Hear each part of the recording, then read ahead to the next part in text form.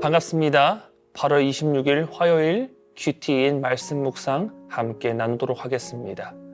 오늘의 말씀은 에베소서 4장 30절에서 32절 말씀입니다.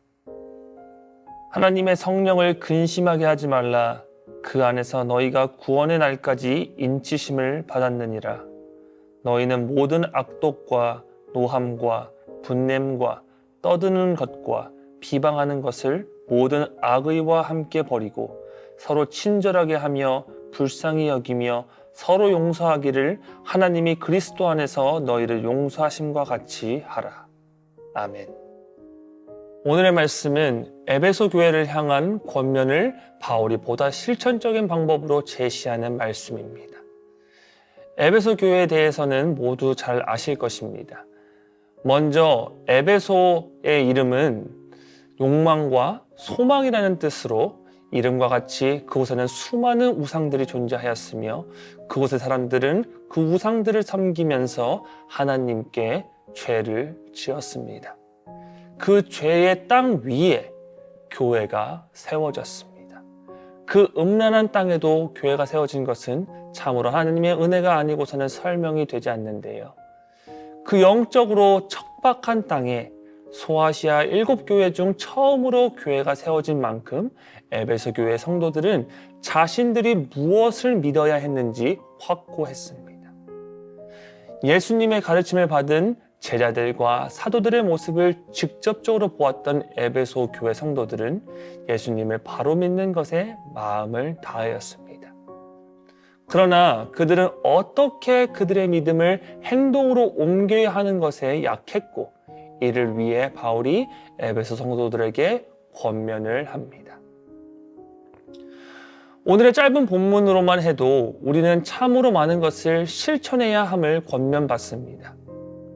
본문 31절과 32절을 보면 너희는 모든 악독과 노함과 분냄과 떠드는 것과 비방하는 것을 모든 악의와 함께 버리고 서로 친절하게 하며 불쌍히 여기며 서로 용서하기를 하나님이 그리스도 안에서 너희를 용서하심과 같이 하라 라고 말씀합니다.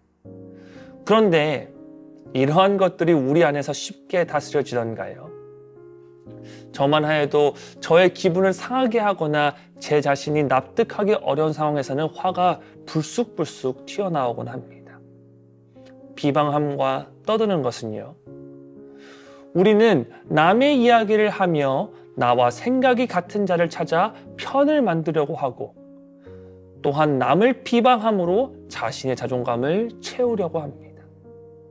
이 외에도 말씀에 나오는 모든 악독과 악의 속에는 남을 속이는 것도 포함이 될 수 있겠습니다. 거짓이 쉽게 내 맘대로 벌어지던가요? 위기의 순간에 나를 방어하기 위해 나도 모르게 나오는 거짓말에 우리는 우리 자신을 죄에 내어주기도 합니다. 그리고 이 모든 것을 다스리시고 고치시는 분은 오직 하나님과 그의 능력뿐이라는 것을 우리도 알고 에베소 교인들도 알았습니다.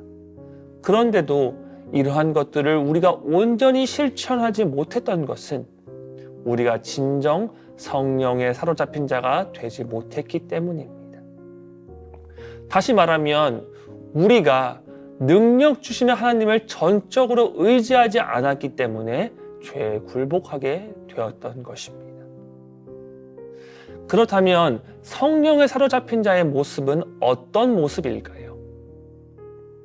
첫 번째, 성령에 사로잡힌 자의 모습은 죄에서 돌이키는 자의 모습입니다. 에베소서 4장 25절부터 32절을 보게 되면 당시 에베소 지역에 팽배하던 죄된 모습들이 나옵니다. 심지어 교회 안에서도 죄된 모습들이 있었습니다. 서로 간에 거짓을 행하고 분을 내고 이웃의 물건을 도둑질하며 더러운 말들을 일삼아하던 모습이 이들의 모습이었습니다. 그러나 에베소 교회는 하나님을 바로 섬기고자 노력하는 자들이었습니다.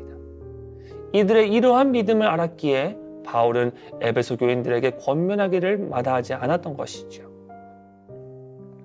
세상에는 아직도 죄가 죄인지 모르고 살아가는 자들이 너무나도 많습니다. 더불어 성령이 그들에게 죄가 죄임을 밝혀줌에도 그것을 부정하는 자들 또한 많습니다. 이러한 현상들은 교회 밖이나 교회 안이나 동일합니다.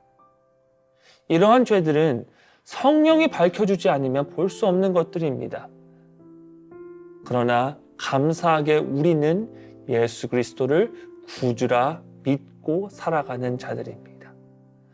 거룩하신 하나님 아들 예수 그리스도는 우리에게 성령을 보내주시겠다 약속하셨습니다. 그리고 그 약속대로 성령이 예수님을 따르던 자들에게 또한 오늘날의 우리에게 임하였습니다. 그 성령이 우리 안에 계시며 역사하십니다. 이제 우리가 해야 할 것은 성령이 비추시는 대로 나의 모습에 죄성이 있음을 겸허하게 인정하고 이제는 그렇게 살지 않으려 부단히 노력해야 하는 것입니다. 우리의 죄를 주님께 맡기고 돌이킬 때 우리는 성령이 역사하는 대로 살아가게 됩니다. 두 번째, 성령에 사로잡힌 자의 모습은 그리스도의 삶을 닮아가고자 하는 자의 모습입니다. 32절에 보면 하나님이 그리스도 안에서 너희를 용서하심 같이 하라 라고 말씀합니다. 이 말씀은 무엇을 이야기합니까? 하나님의 행위가 그리스도인의 표본이 된다는 이야기입니다. 오늘의 말씀은 단지 우리가 죄를 더 이상 지으면 안 된다는 것에서 그치지 않습니다. 오히려 우리가 앞으로 무엇을 더 해야 할지를 제시합니다. 이를 위해 예수님께서 직접 그 표본이 되셨습니다. 하나님께서 주신 최고의 법인 사랑의 본을 보이신 예수님입니다. 예수님은 우리를 너무나도 사랑하사 이 땅에 오시어 죽기까지 우리를 사랑하셨습니다. 하나님께 범죄한 우리를 용서하시려 우리를 위해 기꺼이 피를 흘리셨습니다. 이것이 우리의 삶의 이유가 되어야 하는 것이죠. 우리가 죄를 짓지 않으려고 하는 목적이, 우리가 더 이상 죄의 노예가 되지 않으려 몸부림치는 이유가 이 예수 그리스도의 사랑 때문이어야 합니다. 이제는 그 사랑을 닮아가고자 하는 마음이, 그리고 예수님이 베푸신 사랑, 은혜, 구원에 감격하여 이제는 하나님께 사로잡힌 자가 되고 싶어하는 마음이 우리 가운데 있어야 합니다. 그것이 성령이 우리에게 주신 마음이며 성령에 사로잡힌 자는 그렇게 살아가고 싶어 할 수밖에 없게 됩니다. 사랑하는 우리 빛내리 성도 여러분들의 삶이 성령에 사로잡히길 기도합니다. 그리고 하나님께서는 성령에 사로잡힌 자들을 통하여 일하시길 원하신다는 사실을 우리 모두가 깨닫길 소망합니다. 하나님은 우리로 하여금 성령에 사로잡힌 자의 삶이 어떠한지, 그리스도의 본이 다른 이들에게는 어떠한 본이 되는지 우리를 통하여 보여지길 원하십니다. 우리가 겸손함으로 순종함으로 성령에 온전히 사로잡힌 자가 될 때에 하나님은 우리를 통하여 이 땅에 하나님의 나라가 임하게 하실 것입니다. 아멘. 오늘 하루를 살아갈 때에 우리 안에 계신 성령으로 인하여 하나님을 기쁘시게 하는 삶을 살아가는 우리 모든 빛내리 성도님들이 되길 기도합니다. 함께 기도하겠습니다. 사랑의 주님, 감사합니다. 성령에 사로잡힌 자가 되고 싶습니다. 주님, 우리 안에 있는 성령을 작동시켜 주시옵소서. 우리 마음 가운데 겸손함과 순종함을 허락하여 주시옵소서. 또한 우리 가운데에 있는 죄를 보게 하시고 그 죄에서 돌이키게 하여 주시옵소서. 그리고 더욱이 나아가서는 우리에게 진정한 사랑, 은혜를 베풀어 주신 그 예수 그리스도를 우리가 믿고 따라가게 하여 주시옵소서. 그 주님을 오늘도 바라보며 나아갑니다. 주님 역사하여 주시옵소서. 오늘 하루도 성령에 사로잡힌 자가 되길 원합니다.